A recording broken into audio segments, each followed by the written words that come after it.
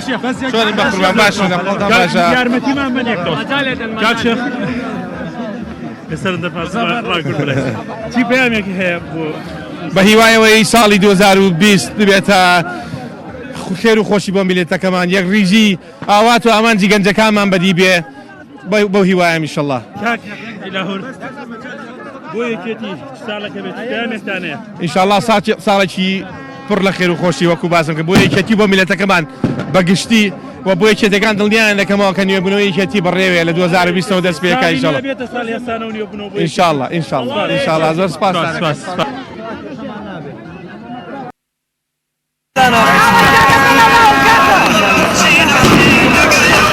وەرە تاومی